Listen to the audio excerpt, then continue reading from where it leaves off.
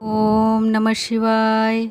नमस्कार दोस्तों, आप सभी का हमारे YouTube चैनल पर स्वागत है। आज हम श्रावण मास महात्म्य के चौथे अध्याय का श्रवण करेंगे।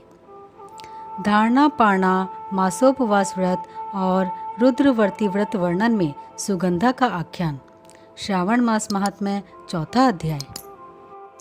ईश्वर बोले, हे सनत कुमार, अब मैं धारण पारण व्रत का वर्णन करूंगा। प्रतिपदा के दिन से आरंभ करके सर्वप्रथम पुण्याह वचन करना चाहिए। इसके बाद मेरी प्रसन्नता के लिए धारण पारण व्रत का संकल्प करना चाहिए। एक दिन धारण व्रत करें और दूसरे दिन पारण व्रत करें। धारण में उपवास तथा पारण में भोजन होता है। श्रावण मास के समाप्त होने पर सबसे पहले पुण्याह वाचन कराना चाहिए। इसके बाद हे मानद, आचार्य तथा अन्य ब्राह्मणों का वरण करना चाहिए। तत्पश्चात पार्वती तथा शिव की स्वर्ण निर्मित प्रतिमा को जल से भरे हुए कुंभ पर स्थापित कर रात में भक्तिपूर्वक पूजन कराना चाहिए तथा पुराण श्रवण आदि के साथ रात भर जागरण करना चाहिए। प्रातःकाल अग्नि स्थापन करके विधि पूर्वक होम करना चाहिए। त्र्यंबक इस मंत्र से तिल मिश्रित भात की आहुति डालनी चाहिए। उसी प्रकार शिव गायत्री मंत्र से घृत मिश्रित भात की आहुति डालें और पुनः षडाक्षर मंत्र से खीर की आहुति प्रदान करें। तदनंतर पूर्णाहुति देकर होमशेष का समापन करना चाहिए। इसके बाद में ब्राह्मणों को भोजन कराना चाहिए तथा साथ ही आचार्य की पूजा करनी चाहिए। हे महाभाग, इस प्रकार से उद्यापन संपन्न करके मनुष्य ब्रह्म हत्या आदि पातकों से मुक्त हो जाता है, इसमें कोई संदेह नहीं है।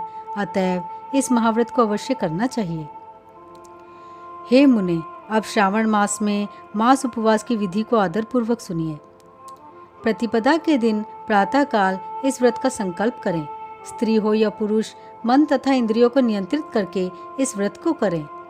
अमावस्या तिथि को लोक का कल्याण करने वाले वृषध्वज शंकर की अर्चना पूजा षोडश उपचारों से करें।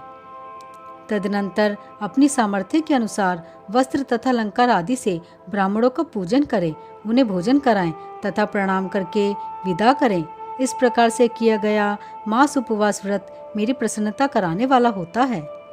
हे सनत कुमार, मनुष्यों को सभी सिद्धियां प्रदान कराने वाले लक्ष्य संख्या परिमित रुद्रवर्ती व्रत के विधान को सावधान होकर सुनिए। अत्यंत आदरपूर्वक कपास के 11 तंतुओं से बत्ती बनानी चाहिए। वे रुद्रवर्ती नाम वाली बत्तियां मुझे प्रसन्न करने वाली हैं। मैं श्रावण मास में भक्तिपूर्वक दीवान के देव गौरीपति महादेव का इन 1 लक्ष संख्या वाली बत्तियों से निराजन करूंगा।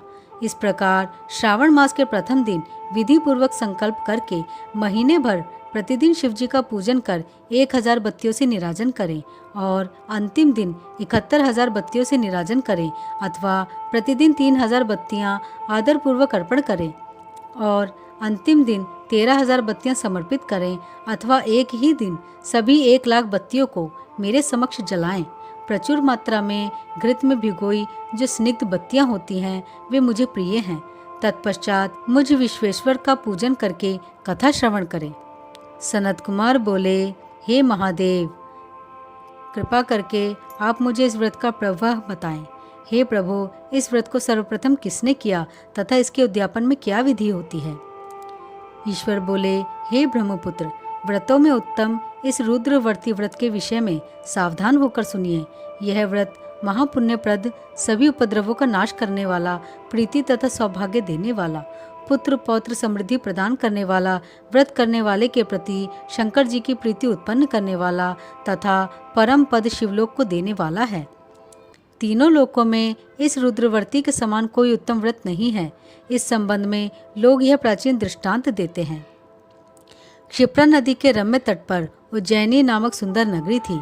उस नगरी में सुगंधा नाम की एक परम सुंदरी वीरांगना थी। उसने अपने साथ संसर्ग के लिए अत्यंत दुस्सह शुल्क निश्चित किया था। 100 स्वर्ण मुद्रा देकर संसर्ग करने की शर्त रखी थी। उस सुगंधा ने युवकों तथा ब्राह्मणों को भ्रष्ट कर दिया था।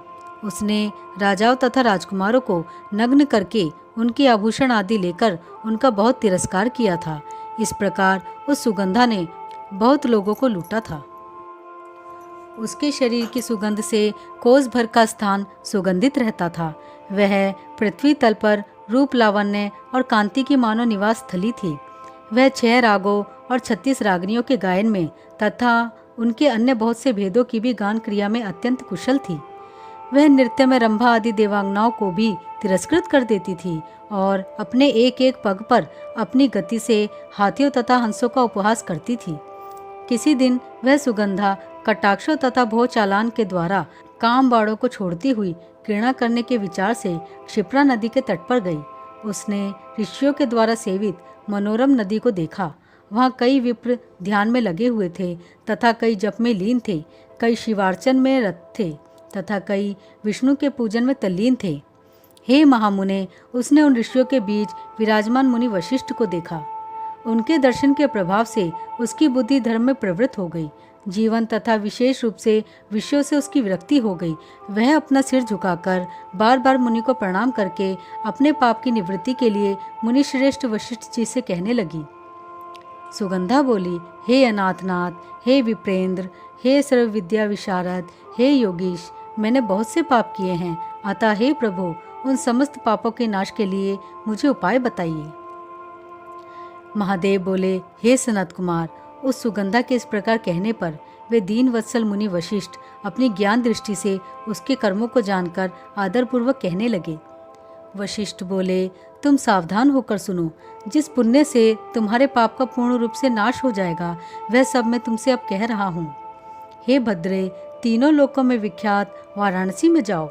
वहाँ जाकर तीनों लोकों में दुर्लभ महान पुण्य देने वाले तथा शिव के लिए अत्यंत प्रीतिकर रुद्रवर्ती नामक व्रत को उस क्षेत्र में करो। हे भद्रे, इस व्रत को करके तुम परम गति प्राप्त करोगी। भगवान महादेव बोले, तब उसने अपना धन लेकर सेवक तथा मित्र सहित काशी में जाकर वशिष्ठ के द्वारा बताए गए विधान के अनुसार व्रत किया। इस प्रकार उस व्रत के प्रभाव से वह सशरीर उस शिवलिंग में विलीन हो गई। हे सनत कुमार, इस प्रकार जो स्त्री इस परम दुर्लभ व्रत को करती है, वह जिस जिस अभीष्ट पदार्थ की इच्छा करती है उसे निस्संदेह प्राप्त करती है। हे सुव्रत, अब आप माणिक्यवर्तियों का महात्म्य सुनिए। हे विपेंद्र, उन माणिक्यवर्तियों के व्रत से स्त्री मेरे अर्ध आसन की अधिकारिणी हो जाती है और महाप्रलय पर्यंत वह मेरे लिए प्रिय रहती है। अब मैं इस व्रत की संपूर्णता के लिए उद्यापन का विधान बताऊंगा। चांदी की बनी हुई नंदीश्वर की मूर्ति पर आसीन सुवर्णमय भगवान शिव की पार्वती सहित प्रतिमा को कलश पर स्थापित करना चाहिए और विधि के साथ पूजन करके रात्रि में जागरण करना चाहिए। इसके बाद प्रातःकाल नदी में निर्मल जल में विधि पूर्वक स्नान करके 11 ब्राह्मणों सहित आचार्य का वर्णन करना चाहिए। तत्पश्चात रुद्र सूक्त से अथवा गायत्री से अथवा मूल मंत्र से घृत, खीर तथा विल पत्रों का होम करना चाहिए।